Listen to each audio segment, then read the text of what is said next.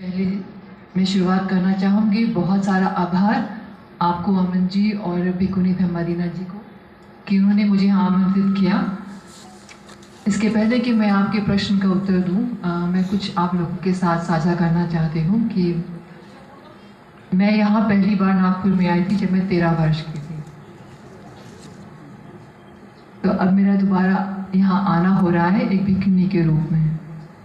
मुझे यहाँ पर आकर मैं इनसे पूछ रही थी, अच्छा वो कॉलेज अभी भी वहीं पर ही है, कहीं शिफ्ट हो गया? ये सब कुछ बिल्कुल बदला बदला सा लगता है। तो ऑब्वियसली ये इम्परमानेंस है, सब बदला हुआ नज़र आएगा।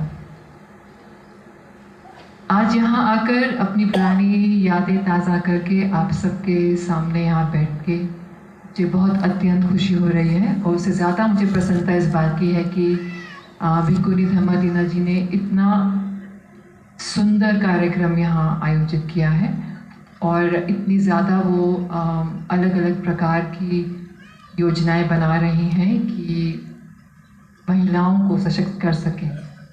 ये मेरा भी एक सपना रहा है। मैं ऐसी उम्मीद करती हूँ कि आने वाले दिनों में हम साथ में मिलकर कुछ कर पाएँ। अब आई बात कि कैसे मैं इस राह पे आई। हम सब जब जानते हैं, खासकर महिलाएं ये बात बहुत सुनती हैं अपने घरों में कि इस घर में रहना है तो मेरे रूल्स के हिसाब से रहना होगा, है ना। पहले पिताजी के रूल्स होते हैं, फिर अगर शादी हो गई तो पति के रूल्स होते हैं। तो मेरे मन में हमेशा एक सवाल रहता था कि स्वतंत्रता क्या है, मुझे मेरे मन की करने की फ्रीडम, स्वतंत्रता कैसे मिल सकती है। तो एक छुटपन में मन में ख्याल आता है कि आपके पास अगर अपना पैसा, अपना नाम हो तो आप बहुत हद तक स्वतंत्र हो जाते हैं। सारे सुख आयाम और अपने मन की करने के लिए आपके पास सारे साधन होते हैं। एक छोटी उम्र में वो सब मैंने हासिल तो कर लिया, लेकिन मन के अंदर अभी भी वो सवाल था कि कुछ कमी है, अभी भी कुछ पूरा नहीं हो पाया है।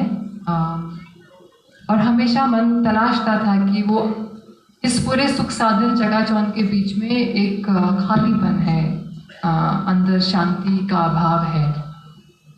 फिर मुझे याद आया था कि 10 साल की उम्र में मेरे पिताजी जो आर्मी में थे, उनकी पोस्टिंग सिक्किम में हुई थी। 10 साल की उम्र में उनके साथ मैंने पहला एक बौद्ध विहार देखा था सिक्किम में, जो कर्मापा जी हैं, करग्यू मॉनेस्ट्री के जो हेड लीनेज लामा माने जाते हैं, वो उनकी मॉनेस्ट्री थी, रूमटेक।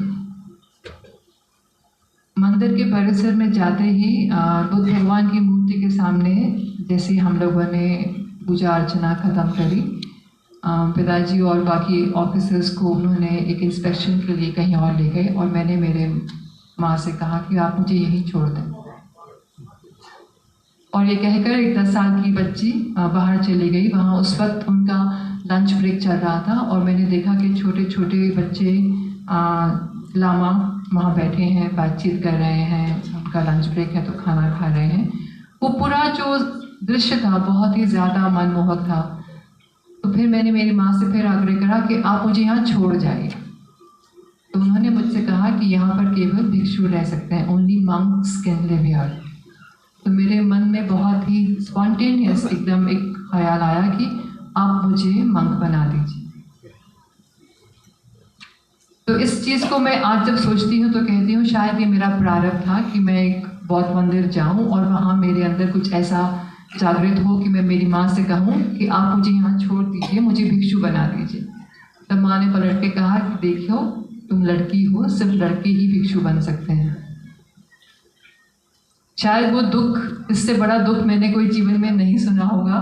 इतना दिल टूटा इस पर कि क्यों नहीं मैं एक लड़के के रूप में क्यों नहीं आई हूँ, क्यों मेरे पास ये पाबंदी है कि मैं इस लड़की के वेश में भिक्षु नहीं बन सकती।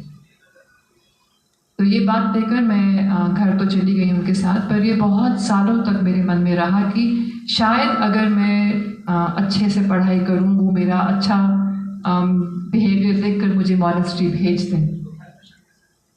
पर वो उस चीज़ को पूरा होने के लिए मुझे कम से कम 20 साल लग गए। 2001 में मेरी मुलाकात हुई थी परम पावन दलाई लामा जी से। जैसे मैंने आपसे कहा कि मेरे मन में बहुत सारे सवाल रहते थे कि फ्रीडम क्या है, व्हाट इज़ फ्रीडम, स्वतंत्रता क्या है, हमारे जीवन का मूल लक्ष्य क्या है, क्या हम केवल सिर्फ अच्छा नाम, पैसा और एक पावरफुल स्टेटस लेने के लिए यहाँ पर जन्मे हैं कि हमारा कोई और उद्देश्य भी हो सकता है। तो उनके एक प्रवचन में, बिना ये सवाल उनसे किए, उनके प्रवचन में मेरे को इसके पूरे उत्तर मिल रहे थे कि आपके पास बहुत सारा पैसा, बहुत नाम, बहुत पावर हो सकते हैं, लेकिन क्या आपके पास अपने गुस्से पे काबू पाने का कोई उपाय है? क्या आप अपने मोह से मुक्त हैं? क्या आपके अंदर मृत्यु को लेकर भय है? और अगर आप कोई अंदर मृत्यु को लेकर भय है, आपके अंदर क्रोध, आक्रोश, मोह ये सब है, तो आप स्वतंत्र कैसे हो सकते हैं? आप केवल एक सांसारिक रूप से अपने आप को ऐसा मानते हैं कि मैं इतनी ज़्यादा फेम और ग्लैमर लेके फेमस होकर शायद मैं बहुत फ्रीडम एंजॉय कर रही हूँ। वो भौतिक आकार है, लेकिन अंदर से आप पूरी तरह से गृहस्थ हैं। तो ये सोचकर, ये सुनकर मुझे लगा कि ऐसा क्या मुझे करना चाहिए कि I can taste the real true freedom. और उसी प्रवचन में उन्होंने एक और बात कही कि महायान जिस परंपरा से मैं हूँ, उसका जो मूल आधार है वो है बौद्धिक चित्त।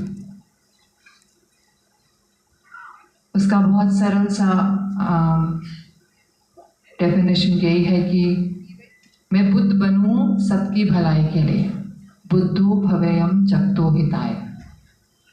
मैं केवल अपने सेल्फ लिबरेशन के लिए, प्रति मोक्ष के लिए नहीं बुद्ध बनूं, मैं बुद्ध बनूं सबकी भलाई के लिए। और उसका आधार पर होना चाहिए महाकरुणा। तो ये जब उस प्रवचन में मैंने सुना तो ये बात मेरे दिल में घर कर गई, और तुरंत ही मेरे मन में विचार आया कि क्या आप मुझे मंक बना सकते हैं? तो ये सवाल तो मैं डायरेक्ट उस वक्त पवन पावन जी से नहीं कर पाई थी, लेकिन उनके भिक्षुगण जो वहाँ उपस्थित थे, मैंने उनसे कहा कि क्या मैं भी संघ में जुड़ सकती हूँ।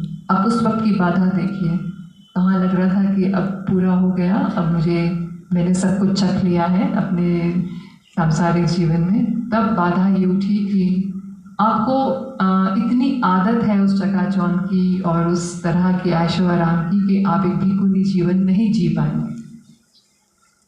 आपको पहले थोड़ी और पढ़ाई करनी चाहिए, धर्म को समझना चाहिए।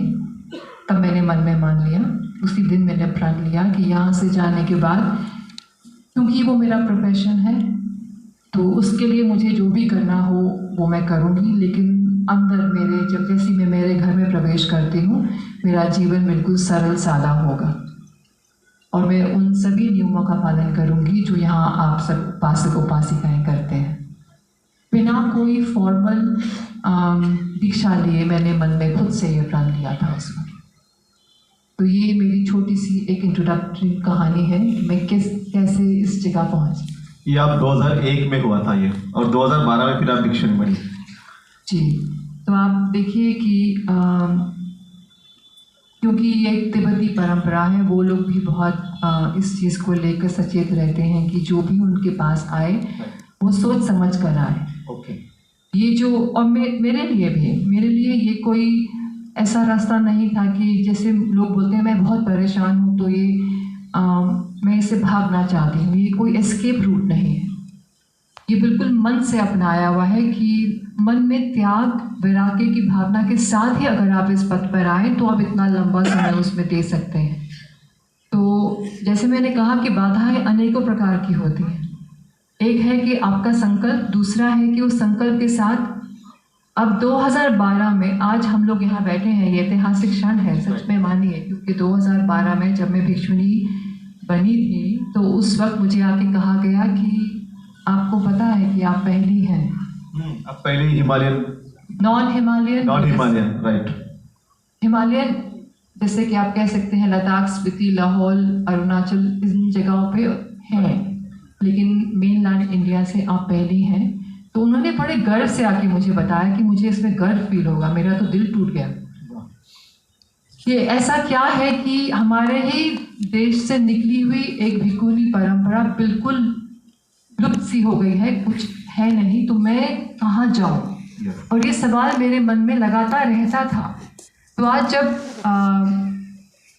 मदीना जी यहाँ बता रहे हैं कि वो एक भिक्षुनी ट्रेनिंग सेंटर खोल रही हैं और इतने बड़े तादाद में लोग उनके साथ जुड़ रहे हैं, मुझे ऐसे लग रहा है कि इनके थ्रू मेरा सपना पूरा हो रहा है। थैंक्स